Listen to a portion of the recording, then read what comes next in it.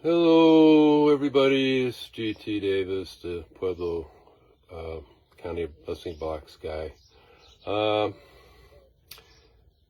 want to thank you all for just keep donating because they're still rolling in. We had a young lady come in yesterday, Peggy, and she brought some wonderful things. So I thought I'd show them off to you. She brought in a few of these, the juice packets come in these little, looks like aluminum packaging, baggy thing with straw. So she gave us a couple of these. V8 juice. So this is stuff that we can, it would go real fast. So just be aware. That's why I'm kind of showing them off. She kind of reads my mind when I'm thinking about stuff. V8 juice, a small can, this is an 8-can packet. Man, these things go. They really go. And this is healthy. That's, if I had a choice, healthy food. Okay, so that. And something else I grew up on in my 20s, you don't cook. You just grab stuff that you like to eat out of a can and stuff, like the Denny Moore stew I talked about earlier. This was my favorite chili, stag chili, man. You can't go wrong. Yeah, Peggy brought some of this, so we'll be putting that out with the volunteers also, for sure. And I believe Peggy brought these. She brought a case of the milks, the ones you don't need to refrigerate. I don't know how they do it, but there it is. And she brought a bunch of those. Those are very popular. This size, 32 ounce, 1 quart. And they got the little 8 ounce, I think they are. Those are preferable by the homeless. I know that. They really like those. And this is the first time we got any of this. Yahoo! We got Yahoo! Yeah. You can't beat Yahoo, can you? I've never had it, but it's chocolate milk. Pretty cool. I like that. That's cool. So she brought us a couple cases of that. What else did she bring? Oh, stuff I've never seen before. Sorry about being off camera. I thought this was a shaving kit because I only saw this side of it, and had to flip it around. It's lunch to go. Everything you want for a snack. So it comes with chips, tuna fish, mayonnaise, relish, and the crackers to spread it on. And it even got a spoon to spread it on the crackers. So I've never seen these before. That's pretty cool. I like that a lot. A lot of these would be helpful. Also, the boxes of Ritz crackers. Now, because we have these, we got the canned tuna fish and the packets of chicken and also canned chicken. Crackers are biggie. That's what they put them on. And that reminded me, because Peggy asked me what was my biggest need. And I told her Pop-Tarts are big because they don't have to cook them. They actually eat them right out of the box. And I put those out, go through them pretty quick on my blessing box because I'm right about a block and a half from the Liberty Point School, middle school, and kids walk by. And I try to put stuff out there that the kids will eat. Pop-Tarts are big. All those schools out, the grown-ups eat them too. But Peggy also brought us some crackers, and I didn't mention it to her, but I wish I did. We were out until Peggy brought us. We got 1, 2, 3 boxes of these. The more the better. These go really quick. I don't know if these are salted or unsalted. I prefer salted, but man, I'm not going to be picky. If I can get a bunch more of these saltine crackers, that'd be great. The more the better, because they go fast. Because like I said, they spread anything that you can put on bread or in a sandwich. These last a lot longer than bread. I mean, we've got brought bread. It goes pretty quick, but it goes to families. And hey, we'll take bread. I'll take bread. We'll put it out and it'll go. That's good for the families. This is mostly for homeless, I believe. And families probably take them too, but it's handy for them again because of the canned tuna and all the stuff we provide. So if we can get a bunch of these, that'd be wonderful. We got some peanut butter, but that's the thing I connect. here we go. Okay, so we are out of Pop-Tarts, and so if we can get Pop-Tarts, that'd be wonderful, again, for the kids, mostly. Crackers, we need crackers, but, and the other stuff, anything and everything. It's non-perishable and hygienic items. I think we're out of, or pretty low on toothbrushes. But ramens, man, ramens, the cup of soup just keeps coming and coming. I delivered a whole bunch of them down at the Pueblo location, and we got a blessing box located at 1111 route, and he began coming to the shed, and I sent him over to our Pueblo location because it's like a few blocks from where he is, and he's got a big one, and he has a big need. People go through his box, and people donate.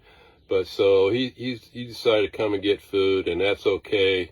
Anybody out there has a blessing box, you're welcome to come and pick up food. You just text us, email us, Facebook text or messaging, email Pueblo County Blessing Boxes at gmail.com. But yeah, we'll take everything and anything. I'm trying to think. When I do these things, I'm winging it. I know I should do a better job and do notes and stuff like that. But I feel like doing it from the gut because I feel it's more meaningful to me, instead of writing it down, preparing it. So anyway, gosh, I know I'm forgetting something. Peggy brought us some apples. So I'm putting those in the cooler. I'm afraid to put them in the blessing boxes because, if they're there too long, but some of them, I'm sure they go fast. I'm just a little gun shy on that. We are on our last box of tortillas. I don't know if anybody, tortillas are pretty popular along with the bread. So I think that's it. I just want to give a shout out to Peggy and all our other donors.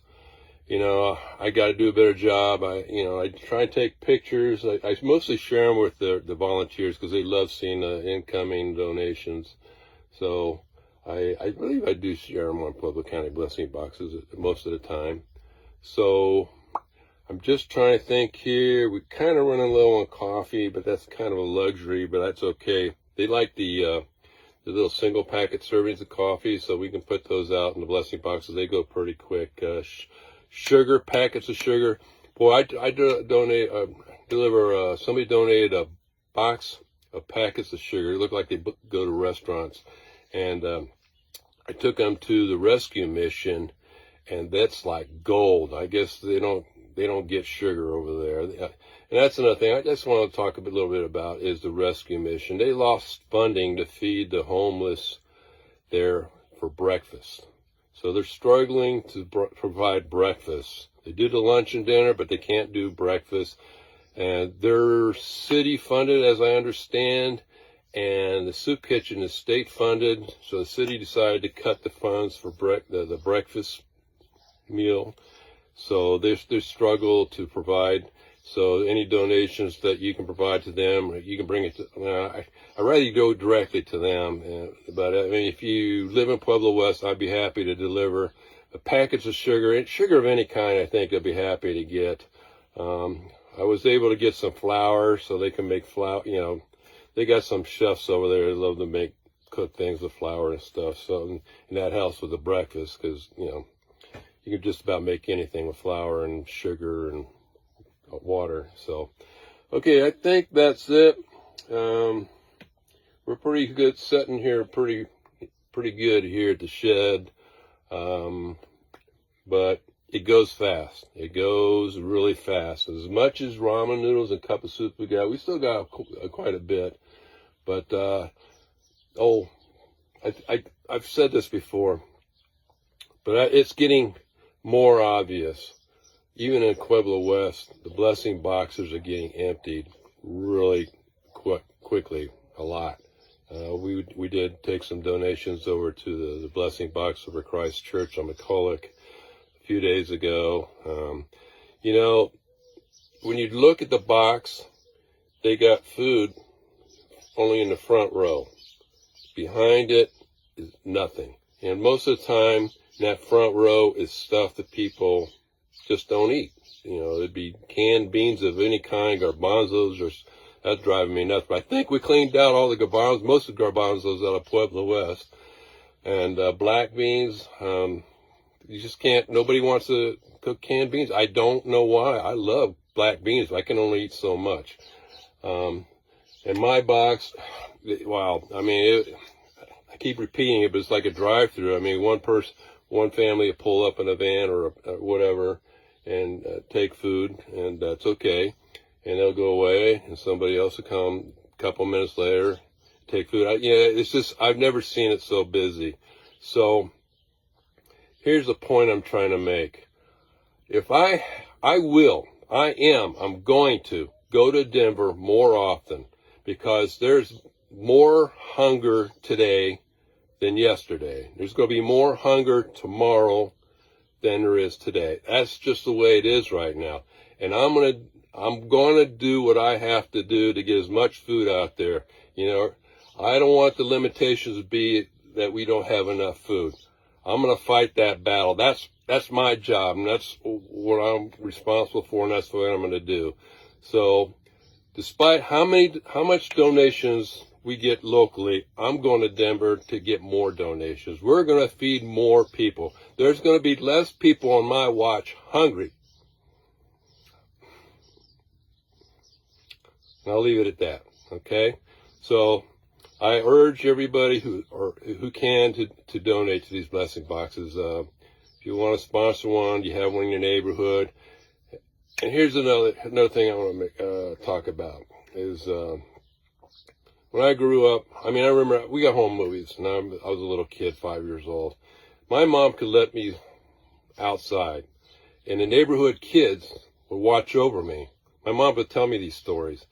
And, you know, I remember as I grew up, you know, we had block parties, neighborhood block parties, you know. Remember, I mean, even Leave It to Beaver and those kind of shows. Cup of sugar from the neighbor, a couple eggs from the neighbor, sharing. And that's all gone away for some reason. And it's a sad thing. When I moved here like 5 or 6 years ago, the way I broke the ice is I grow a vegetable garden every year. So whatever I get from the vegetable garden, I share with my neighbors, and that broke the ice. And, you know, one of my bucket list things was raising chickens, so I got chickens, and I share the surplus eggs with my neighbors. And we grew together. We're friends. I mean, we watch each other's houses when they're gone and all that. So I really want to see people, you know, start with a wave or whatnot, you know, wave and a smile, the cars that go by, your neighbor getting in his car or just outside, just break that ice. Let's make each neighborhood a little bit better just by that. You know, it's simple. You know, if you have a grouchy neighbor, he maybe had a bad day, you know, but let's go there. Let's try and make it a little bit better around this here in our community, okay? Okay, I think that's enough ranting and raving, and I'm going to go take the day off. I'm kind of tuckered out. All right. So let's feed the people. No more hungry people. All right. And if you need food, visit a blessing box. I mean, I'll let you come into my shed and shop.